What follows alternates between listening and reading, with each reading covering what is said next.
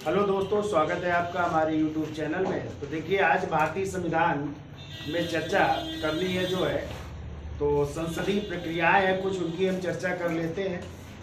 तो संसदीय प्रक्रियाओं में आप लोगों ने पढ़ा होगा कि सदन का 17वां पढ़ा है कभी, कि सदन का 17वां करने का अधिकार किसके पास है, सदन को स्थगन करने का प्रस्ताव किसके पास है, और सदन को विघटन करने का अधिकार किसके पास है। नहीं पढ़ा है? तो देखो, सदन का 17वां करने का अधिकार होता है राष्ट्रपति के पास। किसके पास होता है? राष्ट्रपति। कोई सत्र चलता है ना, तो उस सत्र को जो है समाप्त करने की घोषणा कौन करते हैं? राष्ट्रपति। लेकिन किसकी सिफारिश से करते हैं? मंत्रिमंडल या मंत्रिपरिषद की सिफारिश से करते हैं। ठीक है। और आपको पता है कि एक वर्ष में जो है संसद के कम से कम कितने सत्र होने चाहिए? 2 सत्र। और उन 2 सत्रों के बीच 6 माह से अधिक का अंतराल नहीं होना चाहिए। कई बार क्वेश्चन आता है कि संसद के सत्र एक वर्ष में कम से कम कितने होने चाहिए? 2 होने चाहिए। ठीक है। और उन दोनों सत्रों के बीच जो है 6 माह से अधिक का अंतराल नहीं होना चाहिए। ठीक है। और समानता अपने यहाँ जो है 3 सत्र जो है, कितने सत्र है सदन के? 3 सत्र होते हैं। ठीक है। पहला सत्र होता है बजट सत्र। कौन सा सत्र होता है? बजट सत्र। जैसे अब आपका कल 1 फरवरी है ना, कल से कौन सा सत्र शुरू हो जाए? कल बजट प्रस्तुत होगा ना। और कौन प्रस्तुत करेंगे? तो राष्ट्रपति के नाम से प्रस्तुत होगा और वित्त मंत्री द्वारा प्रस्तुत किया जाएगा, तो निर्मला सीतारमण। तो ये सत्र क्या कहलाता है? बजट सत्र। तो बजट सत्र शुरू हो जाता है फरवरी से लेकर के, और वही अप्रैल मई तक चलता है। ठीक है। दूसरा सत्र होता है मानसून सत्र। कौन सा? मानसून सत्र। और मानसून सत्र जो है जुलाई से शुरू होता है और लगभग सितंबर तक चलता है। और तीसरा सत्र होता है शीतकालीन सत्र। कौन सा? शीतकालीन सत्र होता है जो नवंबर और दिसंबर। तो अपने यहाँ कितने सत्र होते हैं? 3 सत्र। ठीक है। अब ये जब ये सत्र चलते हैं तो इनको समाप्त की घोषणा कौन करते हैं? राष्ट्रपति। उसी को कहते हैं सत्र का 17वां। ठीक है।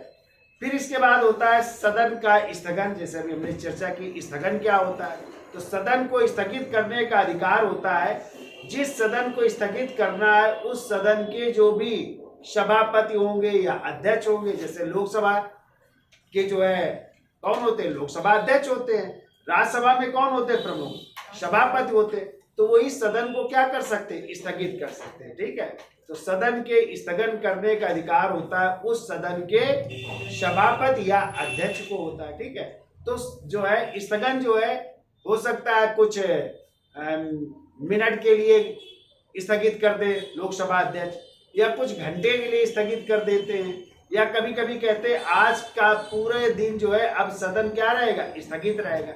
या भी कहते हैं 3 दिन बाद तक जो है सदन स्थगित रहेगा।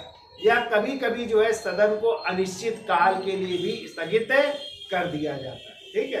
तो आपने देखा होगा जब सदन में विपक्ष जो है शोर मचाते हैं या काम करने नहीं देते हैं, तो अध्यक्ष क्या करते हैं? सदन को स्थगित कर देते हैं। ठीक है। तो वो कुछ घंटे के लिए हो सकता है, या कई घंटे के लिए हो सकता है, कुछ दिन के लिए हो सकता है, कुछ सप्ताह के लिए, और कभी कभी अनिश्चित काल के लिए हो सकता है। ठीक है।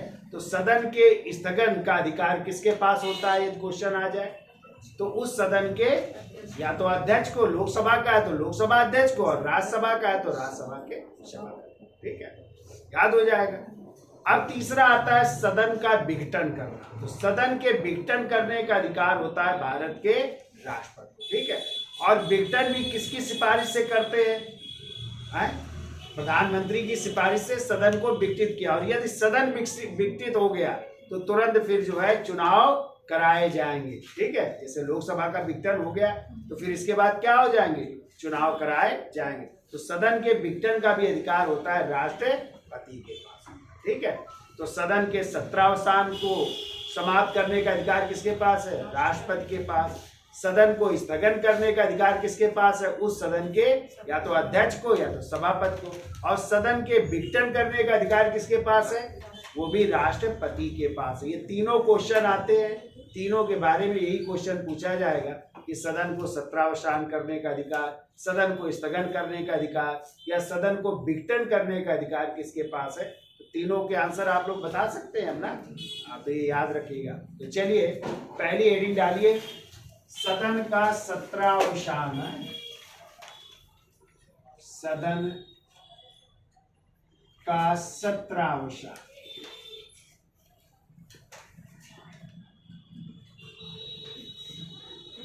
सदन का 17वां, और इसका उल्लेख है अनुच्छेद 85 में। अनुच्छेद 85 में इनका वर्णन है सबका। तो देखिए पहला पॉइंट, देखो राष्ट्रपति समय समय पर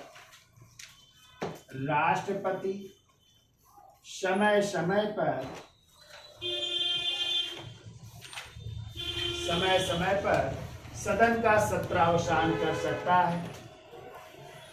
सदन का 17वां कर सकता है।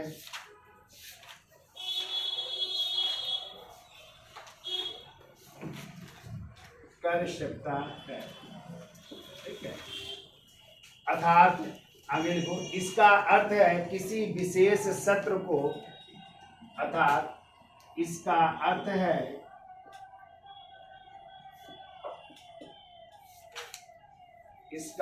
है किसी विशेष सत्र को समाप्त करना। किसी विशेष सत्र को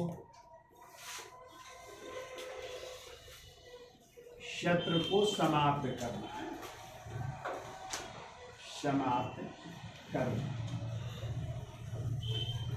या फिर लिख दो, देखो राष्ट्रपति मंत्रिपरिषद की सलाह पर, राष्ट्रपति मंत्रिपरिषद की सलाह पर, क्योंकि राष्ट्रपति जितने भी काम करते हैं किसकी सलाह से करते हैं? मंत्रिपरिषद की सलाह से है। तो देखो राष्ट्रपति मंत्रिपरिषद की सलाह से एक या दोनों सदनों का, मंत्रिपरिषद की सलाह से एक या दोनों सदनों का,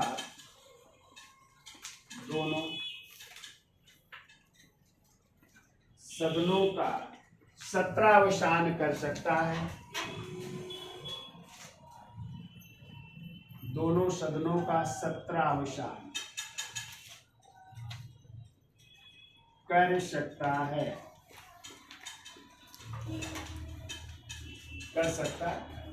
ठीक है। देखो 17वां से संसद का वर्तमान सत्र समाप्त हो जाता है। 17वां से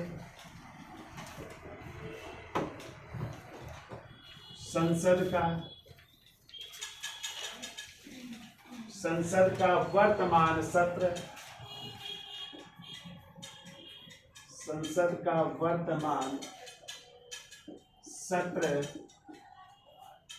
समाप्त हो जाता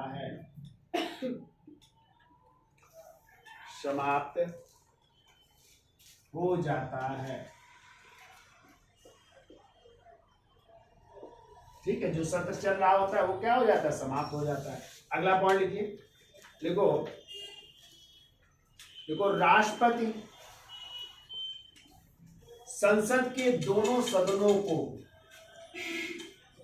राष्ट्रपति संसद के दोनों सदनों को इस प्रकार आहूत करेगा,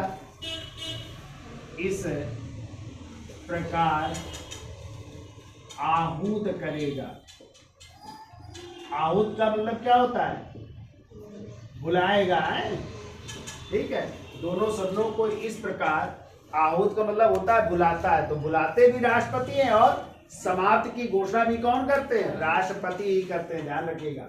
आहूत करेगा कि एक सत्र की अंतिम बैठक, एक सत्र की अंतिम बैठक अंतिम बैठक एवं आगामी सत्र की प्रथम बैठक एवं आगामी सत्र की, जो आने वाला सत्र होगा, आगामी सत्र की प्रथम बैठक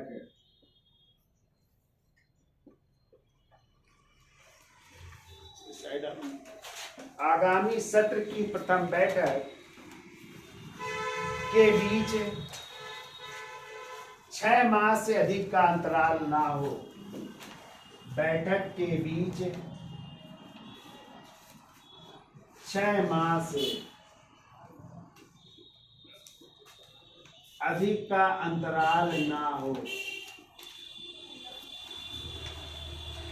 अधिक का अंतराल ना हो।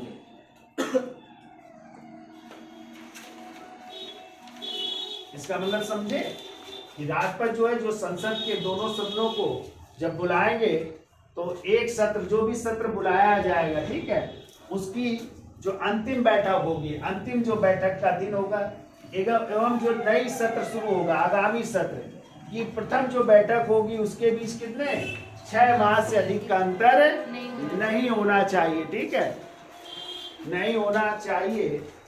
देखो, इस प्रकार एक वर्ष में, अगला पॉइंट लिख लो, इस प्रकार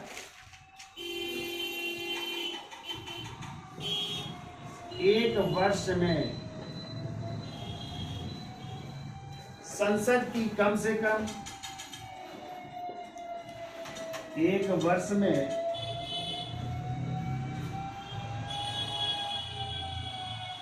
संसद की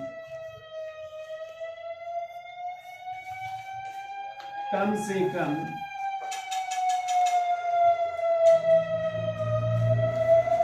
2 बैठकें,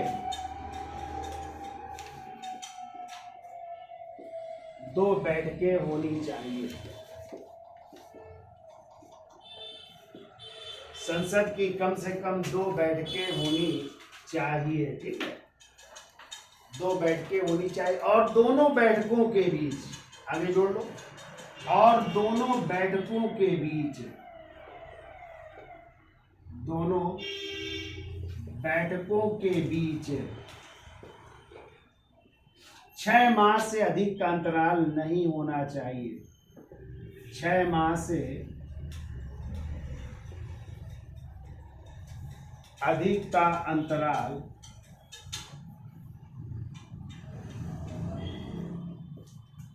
नहीं होना चाहिए।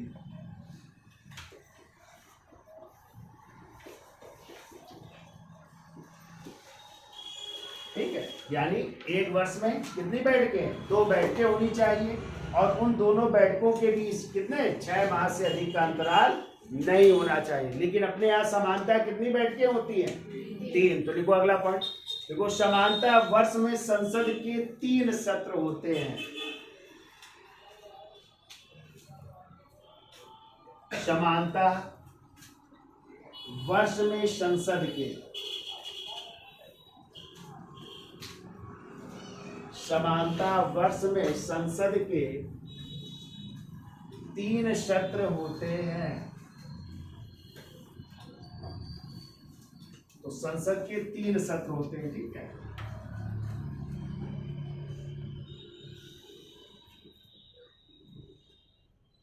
तीन सत्र।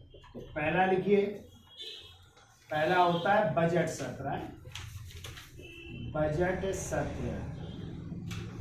और बजट सत्र लिख लीजिएगा, फरवरी में शुरू होता है और फरवरी से लेकर के मई तक चलता है। ठीक है, तो अभी बजट पेश होगा, फिर इस पर क्या होंगी, चर्चाएं होंगी। ठीक है, तो लगभग अप्रैल मई तक चलता है बजट सत्र। ये दूसरा है मानसून सत्र।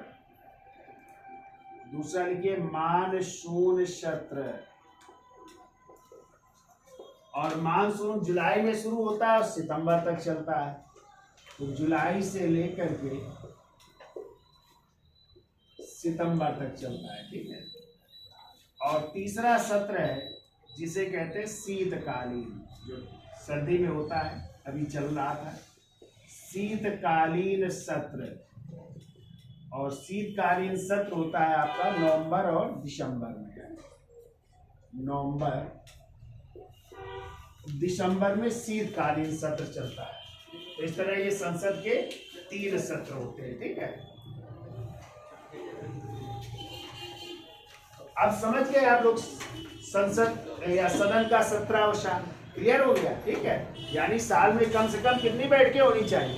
2 बैठकें होनी चाहिए। ठीक है, और उन बैठकों के बीच 6 माह से अधिक अंतराल नहीं होना चाहिए, यानी अंतिम बैठक और आगामी सत्र की प्रथम बैठक के बीच कितने 6 माह से अधिक अंतराल ना हो।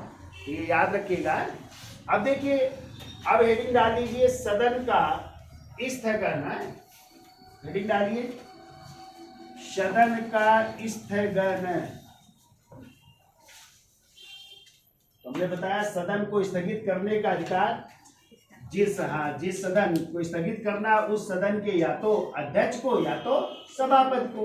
तो लोकसभा में कौन होते हैं? अध्यक्ष होते हैं। और राज्यसभा में कौन होते हैं? सभापति होते हैं। उनको उनके पास ही अधिकार है। ठीक है, और सदन को स्थगित करने का मतलब होता है कुछ मिनट के लिए, कुछ घंटे के लिए, या पूरे समय के लिए, या 1-2 दिन, या 1 सप्ताह, और कभी कभी अनिश्चित काल के लिए, यानी कोई उसमें टाइम नहीं बताया जाता है कि कब तक ये सदन स्थगित रहेगा। तो अनिश्चित काल के लिए स्थगन कहलाता है, और उसे इंग्लिश में कहते हैं साइन डाई। क्या कहते हैं? साइन डाई भी कहते हैं। ठीक है, चलिए उसकी भी चर्चा कर लेते हैं। तो हेडिंग डाल लीजिए सदन का स्थगन। सदन का स्थगन। तो लिखिए सदन के स्थगन का अर्थ है किसी विशेष समय के लिए। स्थगन का अर्थ है किसी विशेष समय के लिए,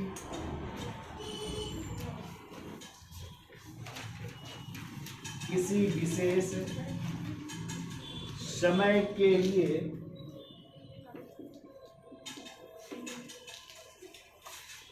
नहीं चल रहा है, किसी विशेष समय के लिए तथा विशेष कारणों से, विशेष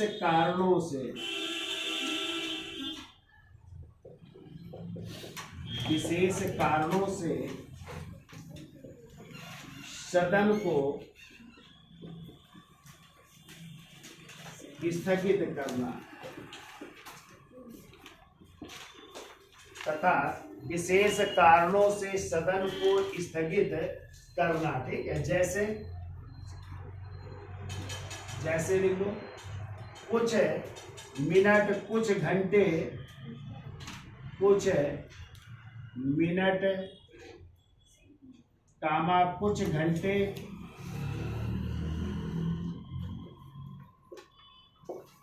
कुछ घंटे भी हो सकता है, कुछ दिन, कुछ सप्ताह, कुछ दिन, कुछ सप्ताह आदि। तो कुछ मिनट के लिए भी हो सकता है, कुछ घंटे के लिए भी हो सकता है, कुछ दिन के लिए भी हो सकता है, और कुछ सप्ताह के लिए।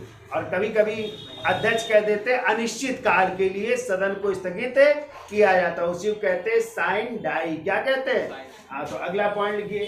देखो सदन को स्थगित करने का अधिकार, सदन को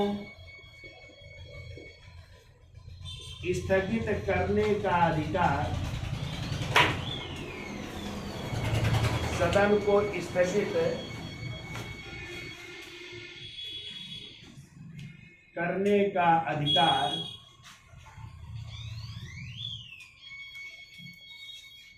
किसके पास है? दोनों सदनों के पीठासीन अधिकारी हैं। अधिकार दोनों सदनों के, दोनों सदनों के पीठासीन अधिकारी को, पीठासीन अधिकारी। तो पीठासीन अधिकारी का मतलब है, समझ लीजिए, जैसे लोकसभा में लोकसभा अध्यक्ष, पोस्ट में लिख लेना भी है, लोकसभा अध्यक्ष, दूसरा राज्यसभा में लिख लो, राज्यसभा में किसके पास, सभापति के पास स्थगित करने का अधिकार है। उन्हीं को कहते हैं पीठासीन अधिकारी, जो सीट में बैठे होते हैं ना। तो या तो लोकसभा में कौन बैठता है, लोकसभा अध्यक्ष, और राज्यसभा में राज्यसभा के सभापति। इनके पास अधिकार है स्थगित करने का, ठीक है। अगला पॉइंट लिखो, जब सदन को स्थगित करते समय, जब सदन को स्थगित करते समय, स्थगित करते समय, जैसे अभी हमने बताया, या तो कुछ मिनट के लिए हो सकता है, कुछ घंटे के लिए, कुछ दिन के लिए, कुछ सप्ताह के लिए, और यदि सदन को स्थगित करते समय कोई टाइम ना दिया जाए, ठीक है, कि कुछ दिन, कुछ मिनट के लिए, कुछ घंटे के लिए, और अनिश्चित काल के लिए बढ़ा दिया जाए, तो उसे क्या कहते हैं, अनिश्चितकालीन सत्र का स्थगन कहते हैं, या उसी को इंग्लिश में क्या कहते हैं, साइन डाई कहते हैं। तो देखो, जब सदन को स्थगित करते समय आगामी बैठक की तिथि, आगामी बैठक की तिथि, आगामी बैठक की तिथि, आगामी बैठक की तिथि या समय को नहीं बताया जाता है, या समय को नहीं बताया जाता है, नहीं बताया जाता है, तो इसे सदन अनिश्चित काल के लिए स्थगन, या लिखो इसे सदन, तो इसे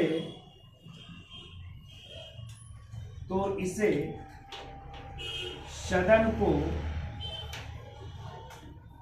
अनिश्चित काल, अनिश्चित काल के लिए, अनिश्चित काल के लिए स्थगन माना जाता है, अनिश्चित काल के लिए स्थगन माना जाता है, जिसे इंग्लिश में साइन डाई कहा जाता है, जिसे इंग्लिश में क्या कहते हैं, साइन डाई, SHINE,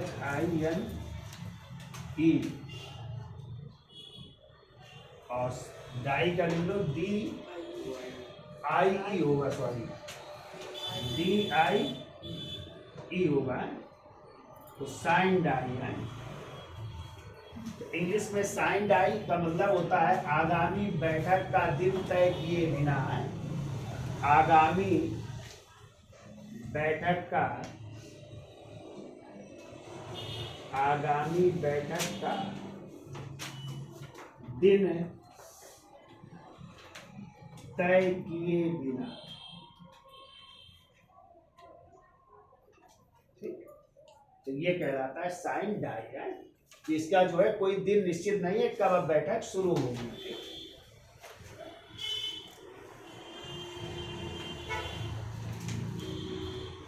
अब आते हैं सदन का विघटन, हेडिंग डाल लीजिए, हेडिंग डालिए, सदन का विघटन है।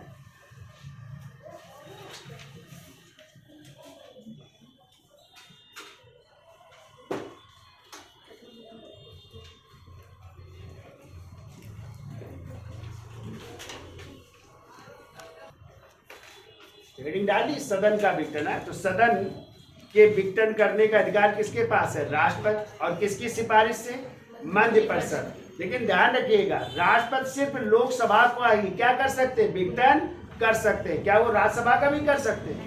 तो राज्यसभा का नहीं कर सकते, क्योंकि राज्यसभा एक स्थायी सदन है जो ना कभी भंग होती है ना ही कभी समाप्त होती है। तो किसका विघटन किया जा सकता है, लोकसभा का। ये ध्यान रखिएगा, क्वेश्चन आ जाए कि राष्ट्रपति द्वारा किसका विघटन किया जा सकता है, तो आप लोग क्या मारेंगे, लोकसभा, राज्यसभा नहीं मारेंगे, क्योंकि राज्यसभा का विघटन नहीं होगा। ठीक है, तो लिखिए, देखो, राष्ट्रपति मंत्रिपरिषद की सलाह पर, राष्ट्रपति मंत्रिपरिषद की सलाह पर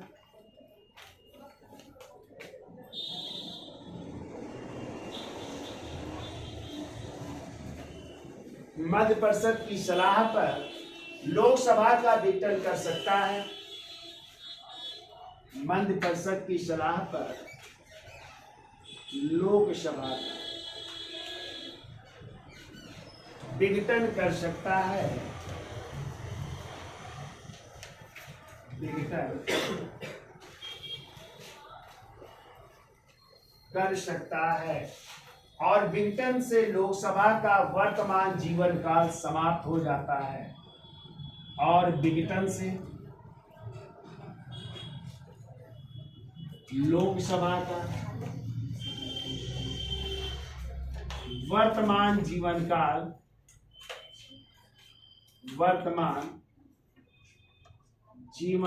समाप्त हो जाता है।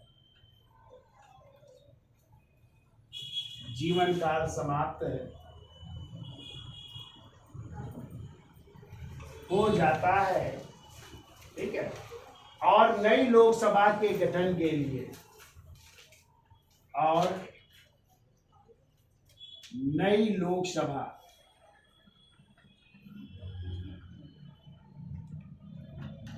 के गठन के लिए आम चुनाव कराए जाते हैं। आम चुनाव कराए जाते हैं। ठीक है। ये लोकसभा का विघटन हो गया है तो फिर क्या होंगे? चुनाव होंगे और नई लोकसभा गठित की जाएगी। ठीक है। देखो राज्यसभा, एक पॉइंट लिख लो। देखो राज्यसभा स्थायी सदन होने के कारण विघटित नहीं होती है। राज्यसभा स्थायी सदन होने के कारण विघटित नहीं होती है।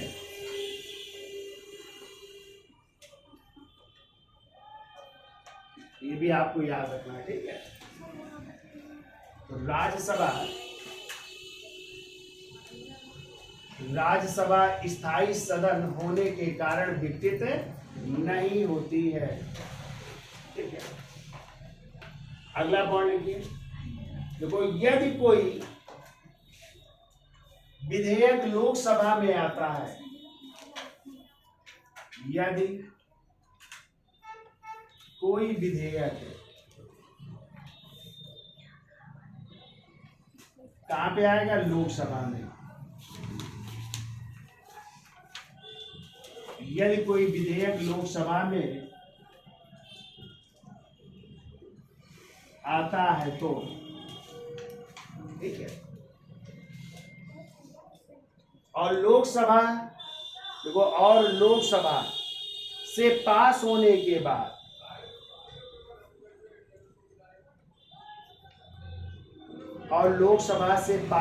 के बाद राज्यसभा में जाता है। लोकसभा से पास होने के बाद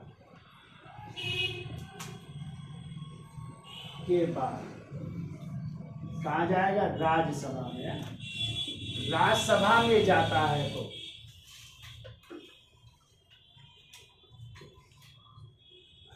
बताइए जरा, राज्यसभा को कितने दिन में उसको पास करना होगा, नहीं तो वो विधेयक समाप्त हो जाएगा। ये क्वेश्चन आता है। मान लो लोकसभा से कोई विधेयक पास हो गया, लाया गया लोकसभा में, वहां से पास हो गया तो कहाँ जाएगा? दूसरे सदन में। तो दूसरा सदन क्या है? राज्यसभा। और राज्यसभा को कितने दिन के लिए टाइम दिया जाता है कि वो उस विधेयक को पास कर दे? इतने दिन में वो पास नहीं करेगा तो वो विधेयक क्या हो जाएगा? समाप्त हो जाएगा। 14 दिन कहाँ पड़ा है? 14 दिन तो होता है धन विधेयक का। यहाँ पे हम धन विधेयक की बात नहीं कर रहे हैं। कोई साधारण विधेयक लाया गया लोकसभा से, कोई विधेयक लाया गया तो राज्यसभा को कितने दिन का टाइम मिलेगा? हाँ, तो 6 माह का। कितने महीने पर? 6 माह के अंदर उसको राज्यसभा से पास हो जाना चाहिए। और यदि 6 माह के अंदर वो पास नहीं होता है तो क्या हो जाएगा? वो सत्ता समाप्त हो जाएगा विधेयक। क्लियर? तो लिखिए, क्या लिखा? राज्यसभा में जाता है तो वह राज्यसभा में 6 महीने तो वह राज्यसभा में 6 महीने के पश्चात स्वतः समाप्त हो जाएगा, स्वतः समाप्त हो जाएगा। यानी राज्यसभा को कितने महीने के अंदर, 6 महीने के अंदर उस प्रस्ताव को क्या करना पड़ेगा, पास करना होगा, उस विधेयक को पास करना होगा, नहीं तो वो स्वतः समाप्त हो जाता है। ठीक है, क्लियर? चलिए, अच्छा एक और क्वेश्चन है, यदि कोई विधेयक 2/3 बहुमत से पास होता है, मतलब 2/3 बहुमत से पास हुआ है और वो लंबित है किसी भी सदन में, तो क्या वो विधेयक समाप्त होगा? तो फिर वो नहीं होगा। ठीक है, 2/3 बहुमत से पास हो गया है तो फिर वो समाप्त नहीं होगा, ये भी याद रखिएगा। और एक और है कि मान लो राज्यसभा में कोई विधेयक लंबित है और लोकसभा ने उसे पारित नहीं किया है और लोकसभा का वो विघटन हो जाता है, तो क्या वो विधेयक समाप्त हो जाएगा? हाँ, तो ध्यान रखिएगा, मान लो कोई विधेयक लाया गया राज्यसभा में, ठीक है, राज्यसभा से पास हो गया, फिर वो लोकसभा में गया विधेयक और लोकसभा उसी समय क्या हो गई, भंग हो गई। ठीक है, तो क्या वो विधेयक समाप्त हो जाएगा? समाप्त नहीं होगा। फिर क्या होगा, जब नई लोकसभा गठित होगी, ठीक है, तो उस नई लोकसभा में लाया जाएगा और यदि वो पास कर देगी तो वो विधेयक क्या बन जाएगा, कानून बन जाएगा। तो ये भी आपको याद रखना है। ठीक है, तो लिख लीजिए, चाहे तो लिखिए। देखो, यदि कोई विधेयक 2/3 बहुमत से पारित है, यदि कोई विधेयक 2/3 बहुमत से, यदि कोई विधेयक 2/3 बहुमत से पारित है या लंबित है तो, पारित है या लंबित है तो, लंबित का मतलब अभी चल रही प्रक्रिया है, अभी वो समाप्त नहीं, लंबित है तो विधेयक समाप्त नहीं होगा, तो विधेयक समाप्त नहीं होगा, तो विधेयक समाप्त नहीं होगा। ऐसे एक और पॉइंट लिखो, देखो राज्यसभा में लंबित विधेयक, राज्यसभा में लंबित विधेयक, राज्यसभा में लंबित विधेयक जिसे लोकसभा ने, जिसे लोकसभा ने पारित नहीं किया है, जिसे लोकसभा ने पारित नहीं किया है,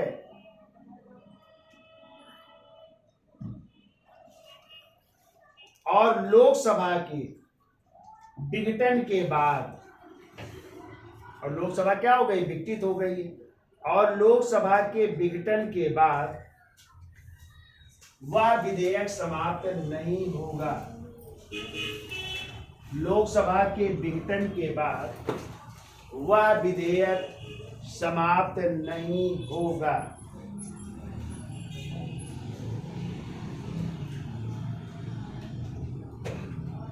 ठीक है, अब मान लो कोई विधेयक है जो लोकसभा से पास हो गया है, ठीक है, और राज्यसभा से वो पास नहीं हुआ और उसी समय लोकसभा भंग हो जाती है, ठीक है, तो क्या वो विधेयक बना रहेगा कि समाप्त हो जाएगा? तो भी समाप्त हो जाएगा, क्योंकि तब नई लोकसभा आएगी और नई लोकसभा आएगी तो नए उसमें क्या होगी, सरकार होगी, तो नई सरकार उसको क्या कर सकती है, समाप्त नया विधेयक ला सकती है। तो एक और लिख लो पॉइंट, लिखिए, देखो, यदि कोई विधेयक जिसको लोकसभा ने पारित कर दिया है, यदि कोई विधेयक जिसे लोकसभा ने पारित कर दिया है, जिसको लोकसभा ने पारित कर दिया है लेकिन राज्यसभा में लंबित हो, तो लोकसभा ने पारित कर दिया है लेकिन राज्यसभा में लंबित हो तो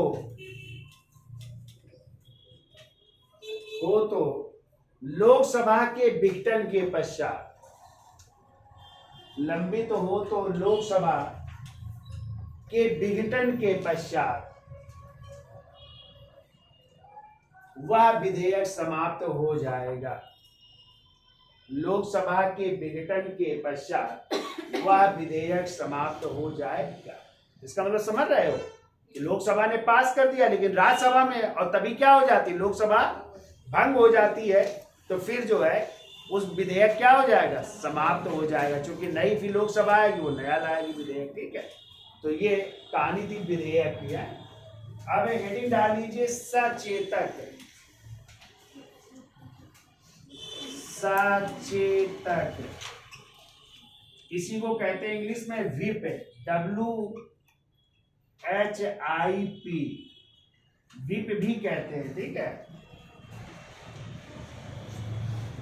तो कहते हैं संसद में प्रत्येक दल को, संसद में प्रत्येक दल को, प्रत्येक दल को अपने 2 पदाधिकारी नियुक्त करने होते हैं। अपने 2 पदाधिकारी नियुक्त करने होते हैं। 2 पदाधिकारी नियुक्त करने होते हैं। एक होता है संसदीय दल का नेता, एक होते हैं संसदीय दल का नेता होता है, और दूसरा होता है सचेतक। सचेतक या व्हिप है। एक तो उस पार्टी का क्या होगा, नेता होगा, और दूसरा होगा सचेतक। तो सचेतक का कार्य होता है कि जो उनके मान लो सांसद गए हैं उस पार्टी से, तो यदि वो कोई बात बीच में टीका टिप्पणी कर रहे हैं तो उनको शांत कराना कार्य किसका होता है, इसी सचेतक का होता है। ठीक है, उनको शांत कराने का दिशा निर्देश दे सकता है कि शांत रहिए, आप नहीं बोलेंगे। ठीक है, हाँ, तो वो कहलाता है सचेतक। क्या कहलाता है, ये जानिए आप लोग, तो लिख लो जरा। देखिए, सचेतक द्वारा व्हिप जारी की जाती है। सचेतक द्वारा व्हिप जारी की जाती है। व्हिप जारी की जाती है जिसका उल्लंघन करने पर, जिसका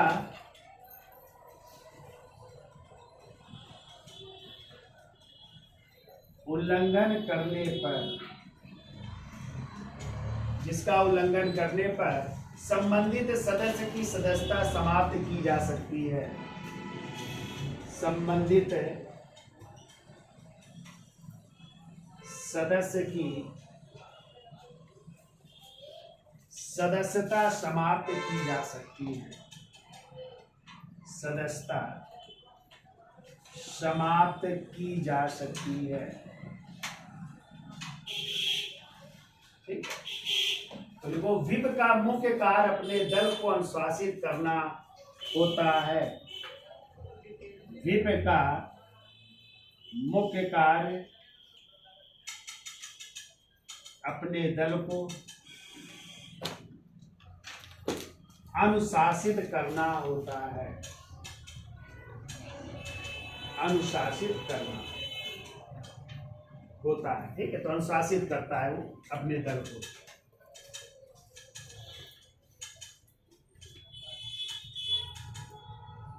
ठीक है, अब चर्चा कर लेते संयुक्त अधिवेशन की, और संयुक्त अधिवेशन का उल्लेख अनुच्छेद 108।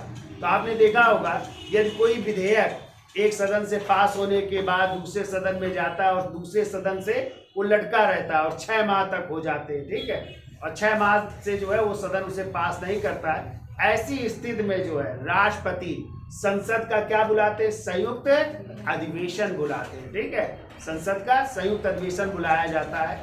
और संयुक्त अधिवेशन को कौन बुलाता है? राष्ट्रपति बुलाते हैं, ठीक है। तो दोनों सदनों के सदस्य उसमें शामिल होते हैं और उस संयुक्त अधिवेशन की अध्यक्षता पूछा जाता है कौन करता है? तो लोकसभा अध्यक्ष करते हैं। मान लो अध्यक्ष ना हो लोकसभा के तो कौन करेगा? तो लोकसभा के उपाध्यक्ष करेंगे। मान लो अध्यक्ष भी ना हो, उपाध्यक्ष भी ना हो, तो फिर कौन करेगा?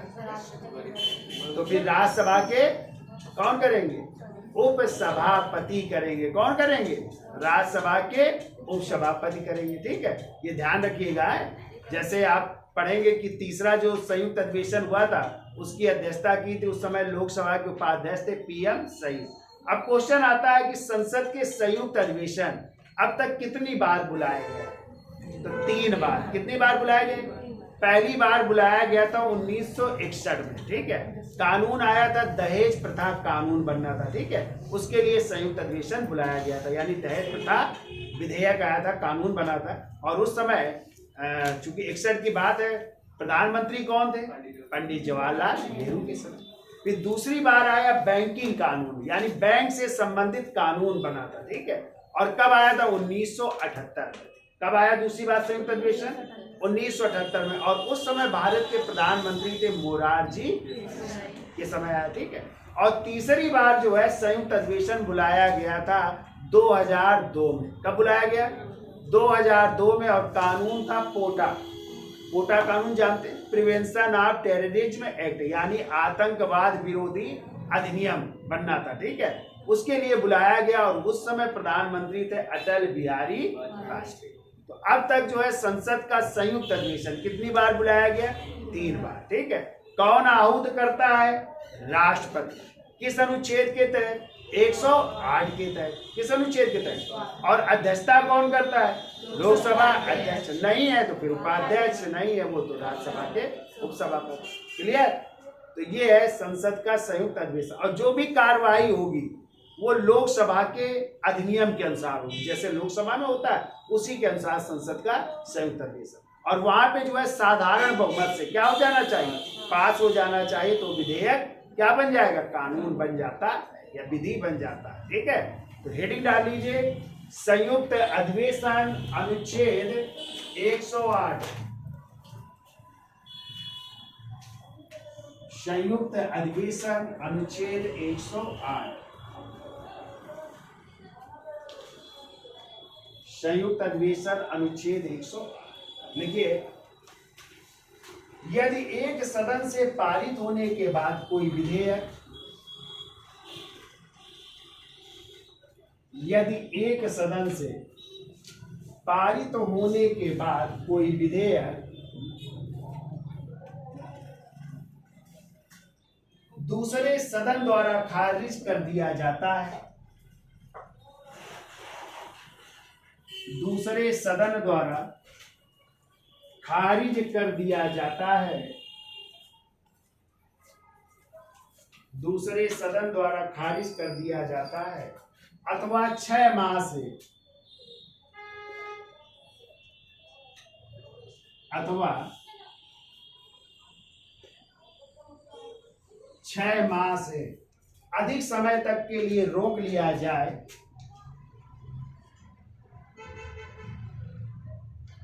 6 माह से अधिक समय के लिए रोक लिया जाए तो सदनों में मतभेद की स्थिति मान ली जाती है। तो सदनों में मतभेद की स्थिति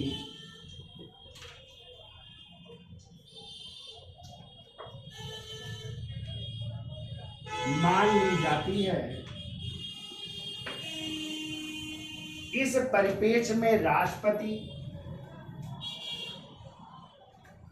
इस परिप्रेक्ष्य में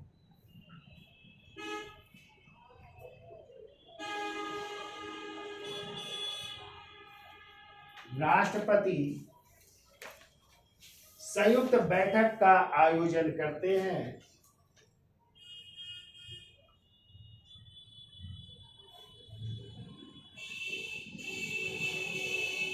राष्ट्रपति संसद का संयुक्त बैठक का आयोजन करते हैं जिसमें विधेयक साधारण बहुमत से पारित किया जाता है,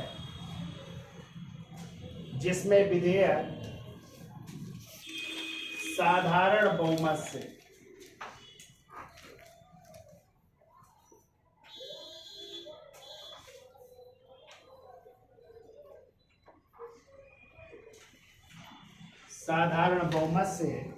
पारित किया जाता है। ठीक है, पारित किया जाता है। देखो, संयुक्त बैठक की अध्यक्षता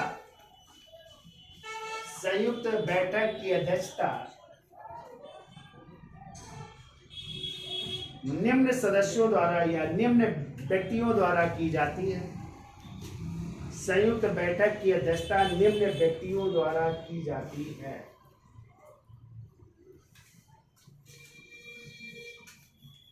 निम्न व्यक्तियों द्वारा की जाती है। कौन से 3 व्यक्ति हैं, लिख लो। निम्न व्यक्तियों द्वारा कौन? पहले लोकसभा अध्यक्ष, और लोकसभा अध्यक्ष नहीं है तो उपाध्यक्ष, उपाध्यक्ष भी नहीं है तो राज्यसभा के उप सभापति है।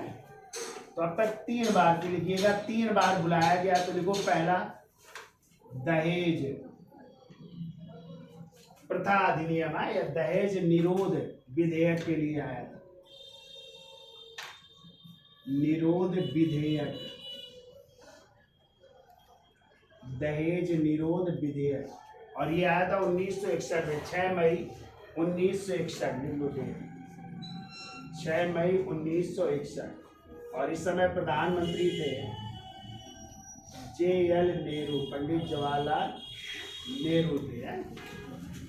दूसरा बुलाया गया था, लिख लो, बैंकिंग सेवा।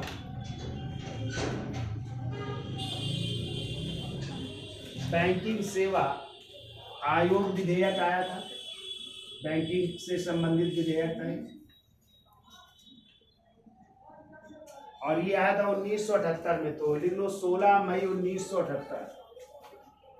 16 मई 1978। और इस समय प्रधानमंत्री थे मोरारजी देसाई।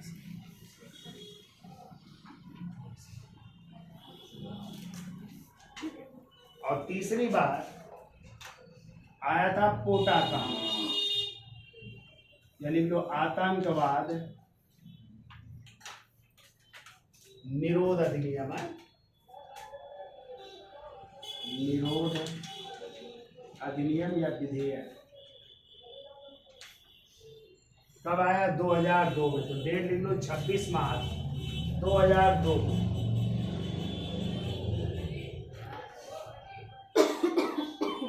और इस समय प्रधानमंत्री थे अटल जी हैं, अटल बिहारी वाजपेयी। ठीक है, तो अब तक जो है 3 बार बुलाया गया है। ठीक है, और ये याद रखना, इसी तीसरे अधिवेशन की अध्यक्षता जो है, उस समय उपाध्यक्ष थे, अध्यक्ष जी नहीं थे, उपाध्यक्ष थे PM शहीद ने की थी। PM शहीद ने की थी। उपाध्यक्ष थे लोकसभा के, इन्होंने अध्यक्षता की थी। उपाध्यक्ष PM शहीद ने की थी।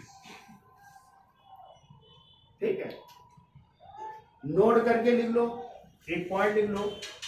और हमने कई बार आपको बताया, यदि धन विधेयक हो या संविधान संशोधन विधेयक हो तो संयुक्त अधिवेशन नहीं बुलाया जाएगा। ठीक है, ये याद रखिएगा। तो लिख लो, नोट करके लिखो, धन विधेयक व संविधान संशोधन विधेयक हेतु, धन विधेयक व संविधान संशोधन विधेयक हेतु। सर आ गए क्या? क्यों नहीं है? विधेयक हेतु संयुक्त अधिवेशन नहीं बुलाया जाएगा। संयुक्त अधिवेशन नहीं बुलाया जाएगा। ठीक है, नहीं बुलाया जाएगा।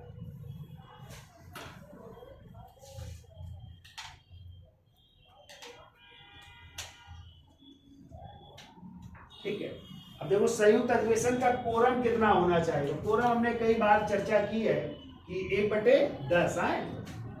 कोरम लिख लो, कोरम या गणपूर, कुल सदस्यों का कितना 1/10 सदस्य होने चाहिए। ठीक है। मान लो लोकसभा की कितनी सदस्य संख्या 543 का 10, 1/10 कितना हो जाएगा 54.3, यानी कम से कम कितने सदस्य 55 सदस्य होने चाहिए, तब जो है ये अधिवेशन बुलाया जाएगा। ठीक है, ये याद रखिएगा, कोरम भी लिख लीजिएगा। ठीक, तो ये कहानी थी आपकी। क्या क्या पढ़ा? सत्र का 17, मतलब सदन का 17 अवसान, सदन का स्थगन, सदन का विघटन और संयुक्त अधिवेशन। याद हो जाएगा। अब हम चर्चा करेंगे अगले दिन जो है, और वो टॉपिक होगा लोकसभा। तो कौन सी लोकसभा चल रही है इस समय? आज 17वीं लोकसभा चल रही है। ठीक है, तो कब प्रथम लोकसभा कब गठित हुई, दूसरी कब हुई, तो इस तरह की चर्चा कर लेंगे। तो आज के लिए इतना रखते हैं। तो वीडियो अच्छा लगा और लाइक शेयर और सब्सक्राइब करिए। धन्यवाद।